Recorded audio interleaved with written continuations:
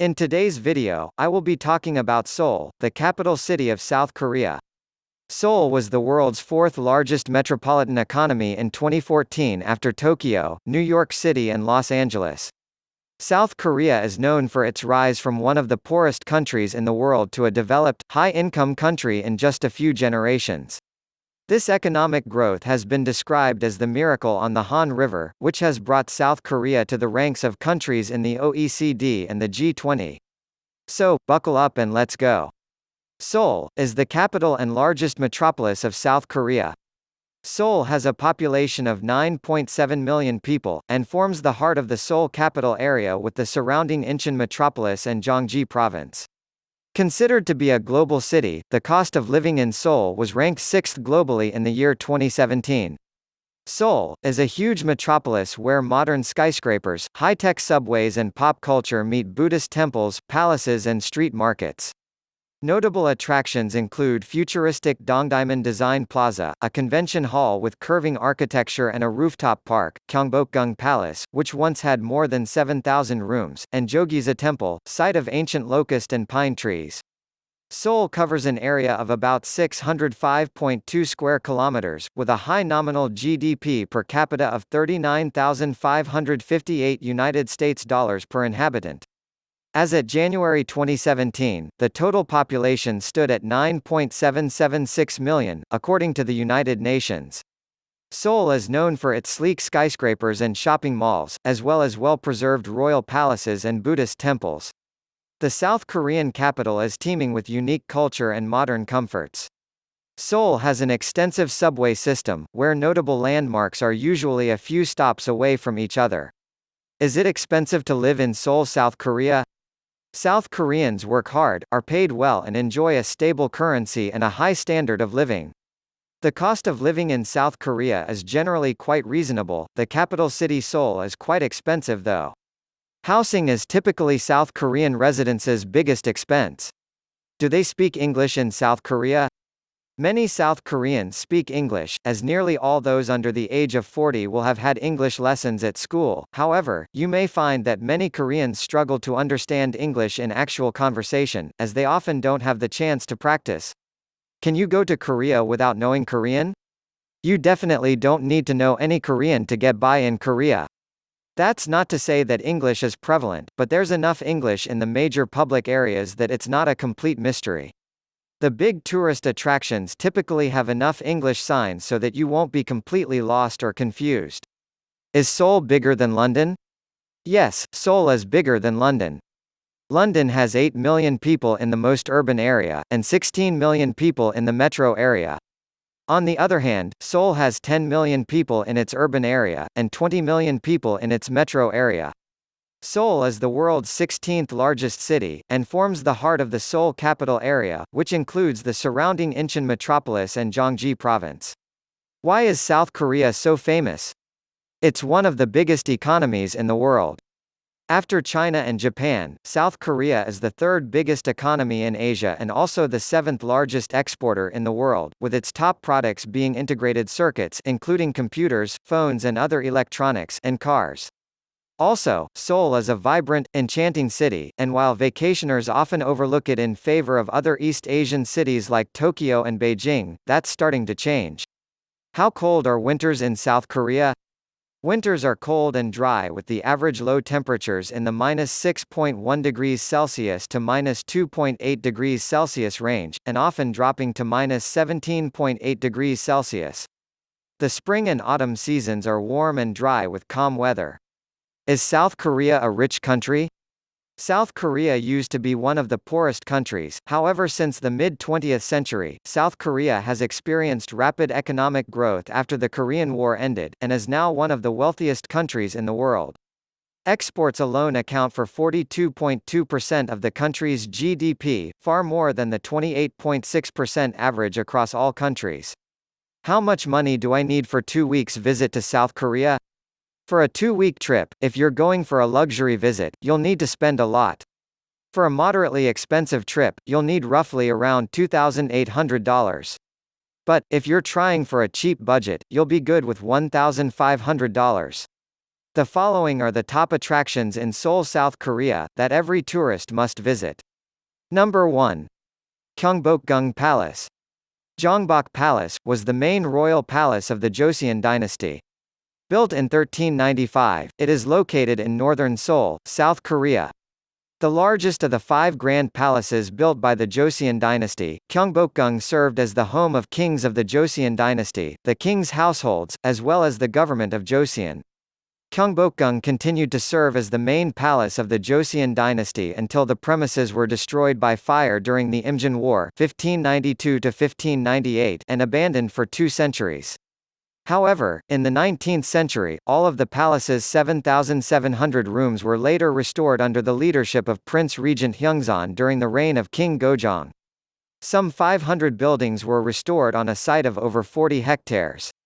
The architectural principles of ancient Korea were incorporated into the tradition and appearance of the Joseon royal court. In the early 20th century, much of the palace was systematically destroyed by Imperial Japan. Since then, the walled palace complex is gradually being restored to its original form. Today, the palace is arguably regarded as being the most beautiful and grandest of all 5 palaces. It currently houses the National Palace Museum, and the National Folk Museum is also within the premises of the complex. This is a great palace to visit as a tourist, and don't miss the changing of the guard, all in historical uniforms. Number 2. Bukhansan National Park. The Bukhansan National Park in Seoul and Gyeonggi covers an area of 79.92 square kilometers and was established on the 2nd of April 1983. Bukhansan means mountains north of the Han River. The park contains forested areas, temples and granite peaks. The 3 main peaks are Baekgyeondae, 836.5 meters, Insadong, 810.5 meters and Myeongdong, 799.5 meters. One of the most popular pastimes in Seoul is hiking, and this stunning national park just outside the city is a local favorite. Aside from a variety of hiking trails for every skill level, you'll also see lots of flora and fauna, temples and ancient fortresses. It is a relatively easy hike even for those without hiking experience.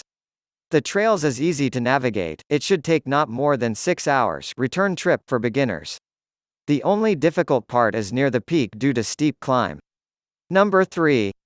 Myeongdong Shopping Street. As one of Seoul's major tourist districts, Myeongdong attracts visitors from around the world to its luxury shops and other commercial attractions. Because the neighborhood is so integral to tourists and locals alike, its main street and most alleyways are closed to traffic during the day, allowing pedestrians to roam easily from shop to shop, including the Myeongdong Market. As a tourist to this shopping street, you can plan your trip by first discovering attractions in Myeongdong, so you can plan your Seoul travel itinerary to include the best things to do in this vibrant part of the city. Myeongdong simply means a bright cave or bright tunnel. The Myeongdong Shopping Street is South Korea's best-known shopping and fashion district. Shoppers can enjoy total shopping and dining experiences at the pedestrian-friendly, car-free zone in Myeongdong. A lot of travelers and shopaholic usually stop by this popular shopping paradise when they come to Seoul. This is a place where you can find many well-known and discounts Korean skin care and cosmetics products. The beauty shops such as Innisfree, Nature Republic and Olive Young is worth a visit, as they might have special offers, especially if you buy more. This is a long street with many directions to walk about. Just take note of certain stores as landmark for your easy reference. There are some brands which has more than one outlet at the same area. It can get quite crowded at times, so pace yourself. Number 4. The War Memorial of Korea. The War Memorial of Korea is located in Yongsan-dong, Yongsan-gu, Seoul, South Korea. It opened in 1994 on the former site of the Army headquarters to exhibit and memorialize the military history of Korea. It was built for the purpose of preventing war through lessons from the Korean War and for the hoped for peaceful reunification of North and South Korea. The memorial building has 6 indoor exhibition rooms and an outdoor exhibition center displaying war memorabilia and military equipment from China, South Korea and the United States. Poignant exhibits, war memorabilia, artworks, and military equipment make this a perfect place to learn about Korea's history of war, most notably with North Korea. Kids will enjoy the display of actual tanks and airplanes. The exhibits are well put together and easy to understand. There is a lot to see, with lovely entrance and well-kept grounds. There is a small gift shop and cafeteria attached. Number 5. National Museum of Korea. The National Museum of Korea is the flagship museum of Korean history and art in South Korea, and is the cultural organization that represents Korea. Since its establishment in 1945, the museum has been committed to various studies and research activities in the fields of archaeology, history, and art, continuously developing a variety of exhibitions and education programs. In 2012, it was reported that since its relocation to Yongsan District in 2005, the museum had attracted an attendance of 20 million visitors, which makes it one of the most visited museums in the world, in Asia and in South Korea. This is the largest museum in Korea, with over 220,000 objects in its collection. It has 6 permanent exhibition galleries such as Historical Gallery and Fine Arts Gallery. It also has special exhibition halls, a children's museum, outdoor exhibit areas, restaurants, cafes, shops and other amenities. Admission is free to the permanent exhibition and children's museum. This museum is as beautiful as it's educational. Everything is written in various languages, so no worries if you can't speak Korean. Number 6. Insadong. Insadong is a dong, or neighborhood in the Jongbokgung district of Seoul. The main street is Insadong-gil, which is connected to a multitude of alleys that lead deeper into the district, with modern galleries and tea shops. At one time, it was the largest market for antiques and artworks in Korea.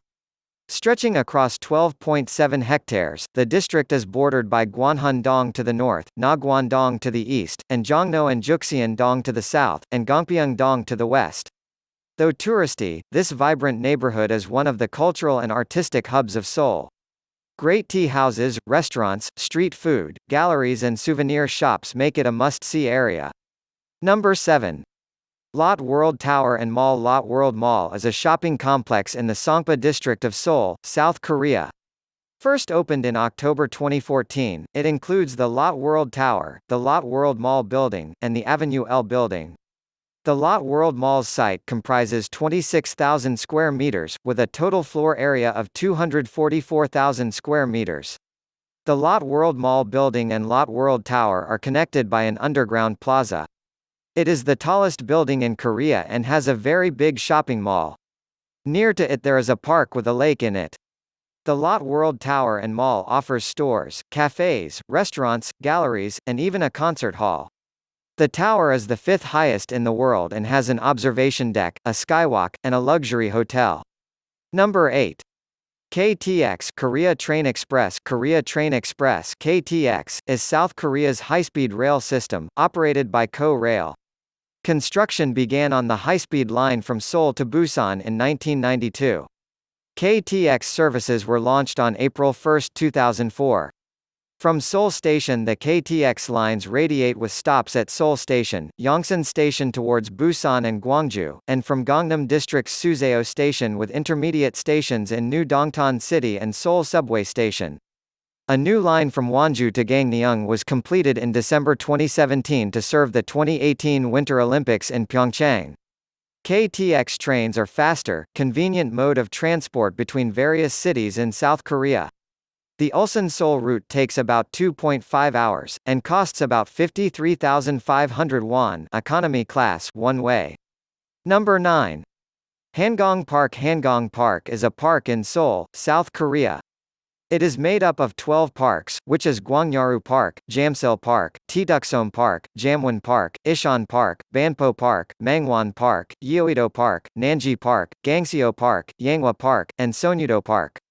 Hangang Park was built from 1982 to 1986, with the government's launch of the Hangang River Development Project. The main goal of the project was to create an environmentally friendly space that the citizens of Seoul, Koreans, foreigners and tourists can enjoy.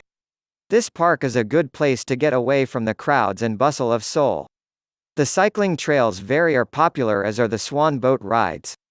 And the views of the Han River and city are stunning. Bikes are available for rent. Number 10. Dongdaemun Design Plaza (DDP). The Dongdaemun Design Plaza, also called the DDP, is a major urban development landmark in Seoul, South Korea designed by Zaha Hadid and Samu, with a distinctively neo-futuristic design characterized by the powerful, curving forms of elongated structures. The landmark is the centerpiece of South Korea's fashion hub and popular tourist destination, Dongdaemun, featuring a walkable park on its roofs, large global exhibition spaces, futuristic retail stores and restored parts of the Seoul fortress. The DDP has been one of the main reasons for Seoul's designation as World Design Capital in 2010. Construction started in 2009 and it was officially inaugurated on March 21, 2014. It is physically connected to Seoul Subway via Dongdaemun History and Culture Park Station on Line 2, 4 and 5. DDP is definitely the icon of Dongdaemun. There are a couple of subway stations that stop directly underneath or nearby, hence easy to get to. The plaza overall is quite large in size, with shops, exhibitions and art installations. There are leaderboards with maps in many locations, hence easy to find your way around. Nearby DDP are underground shopping, night markets, Dongdaemun Gate, a couple of hotels and plenty of shops and restaurants. Dongdaemun and DDP are must-visit for every tourist visiting Seoul for the first time. I will conclude by saying that U.S. citizens and citizens of some developed countries traveling to South Korea for business or tourism do not need a visa, however, obtaining a visa in advance can ease the entry process. As long as you have a valid passport, you can enter the Republic of Korea without a visa for a stay of up to 90 days if you are a tourist or on business. So, that was all about Seoul, the capital city of South Korea. Hope you liked this video. If you want to see more of these videos, let me know by subscribing to this channel and pressing the bell icon. Thank you, and see you next time with another video. Bye.